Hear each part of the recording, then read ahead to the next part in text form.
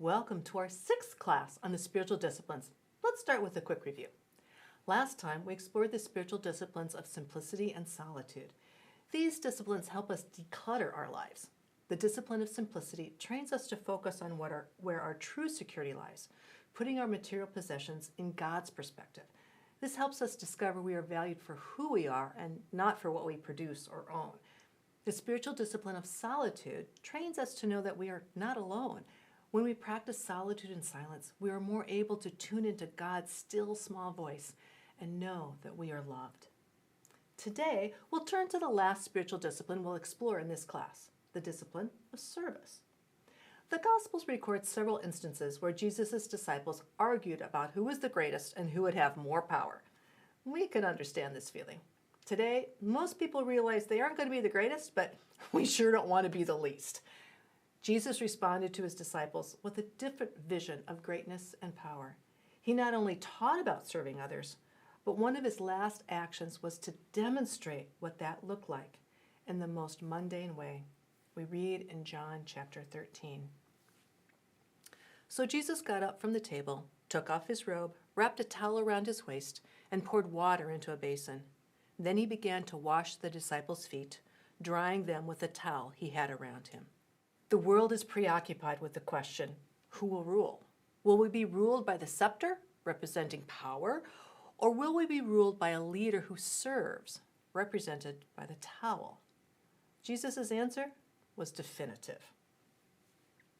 After washing their feet, he put on his robe again and sat down and asked, "Do you understand what I was doing? You call me teacher and Lord, and you are right, because that's what I am. And since I, your Lord and teacher, have washed your feet, you ought to wash each other's feet. I have given you an example to follow." In our world, we spend time jockeying for position and power and authority. We're always checking to see where we are in the pecking order when people gather together, whether that's at work or outside work. Watch where people sit. Who speaks first and the longest? What happens when two people are talking at the same time? Who steps forward when a job needs to be done? And notice how this differs depending on the perceived prestige of the job. Now, don't get me wrong. I'm not advocating for no authority or leadership. Jesus certainly didn't do that. Even with Jesus and his disciples, it's easy to see the lines of authority and leadership. Jesus never taught that everyone has equal authority. Far from it. In fact, he often taught that those who claimed authority, especially spiritual authority, actually didn't have it. Instead, Jesus completely redrew the lines of authority and redefined leadership. The authority Jesus taught and demonstrated wasn't the world's way of control and manipulation. Jesus demonstrated an authority of function, not status. But Jesus called them together and said, "You know that the rulers in this world lord over all their people, and officials flaunt their authority over those under them. But among you, it will be different. Whoever wants to be a leader among you must be your servant, and whoever wants to be first among you must become your slave." Jesus' authority comes from his service to others, not from a position or a job title. His motivation is the key to the kind of service he gives and the kind we, as his followers, are to offer to the world. We're called to model our service after Jesus and serve with the right motivation, with the right heart. Service trains us in humility. The goal of service is freedom from the world's game of self-promotion and misplaced authority, freedom from our own pride and arrogance. So we must deal with this question. Are we serving from self-righteous motives or from the true servant motives Jesus taught? Self-righteous motives aren't very difficult to spot, for they stem from human effort. In self-righteous service, people spend a lot of time and energy planning agendas, developing strategies, and how to serve and reach their goals. This is the classic, "we are here to serve those people" mindset. But true service relies on the prompting of the Holy Spirit. It is God who sets the agenda. Now, this doesn't mean you don't plan and work hard. You do. But you follow where God is already leading rather than telling God, "I'm going this way, so hurry up and get on board." We're to follow God's agenda. If service is self-righteous, people want to be recognized for what is done. They crave the spotlight and want to be sure others notice them. The grand gesture is more important than the mundane tasks. In contrast, true service isn't interested in the flashy activities. In fact, it tends to see a small service as the most important task. It's the idea of serving the one person God has placed in front of you with joy. In self-righteous service, people need external rewards for serving. They long to be appreciated for what they've done and the effort they've expended. And if an act of service isn't quickly rewarded, people soon find another way to spend their time. On the other hand, true service serves an audience of one. People know the only acknowledgement they need is given by God, and they are content with God's recognition of their efforts. Results and reciprocity are important to self-righteous service. People will chase the bottom line and expect the one being served to reciprocate in some way. They can become resentful if they don't get the results they had expected. True service is distinguished by choosing to serve another person as a friend. A friend is simply happy to help out and doesn't worry about being paid back in some way. Finally, self-righteous service is affected by a person's moods and feelings. If you feel like serving, you do. If you're not in the mood to serve, you don't. True service understands that feelings are fickle and can actually become a barrier to service. Instead, the discipline of service trains us to control our feelings rather than our feelings controlling us. In true service, people serve simply because there's a need. The spiritual discipline of service moves us from acting like a servant to actually being a servant. When we train to help others without being noticed, we begin to control our pride and our arrogance. We read in 1 John, "For the world offers only a craving for physical pleasure, a craving for everything we see, and pride in our achievements and possessions. These are not from the Father, but are from this world." To be clear, service isn't a list of things we do, but a way in which we live our lives. It's our attitude towards others that impacts all our actions.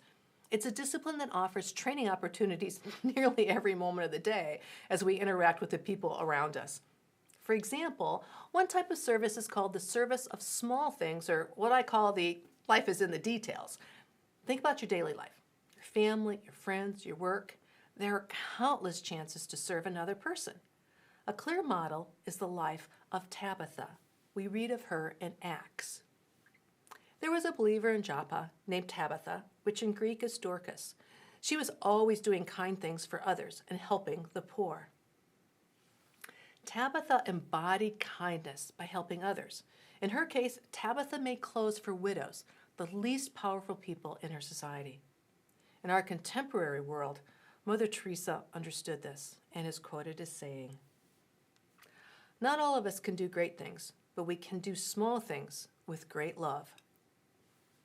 When we cook meals for our family, or offer to grab coffee for a coworker, or change the oil for a single mom, or help with homework, or pick up groceries for an elderly neighbor, we're performing the service of small things, the little things that need to happen for life to move more smoothly.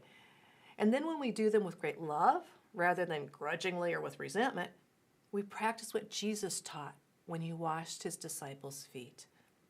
Another service, the service of hospitality, is written about multiple times in the Bible. We read in 1 Peter, "Cheerfully share your home with those who need a meal or a place to stay." We all desperately want to gather together with others to just hang out and chat. Opening your home to others offers an opportunity to share life together. This is what Jesus did with his disciples. They lived life together.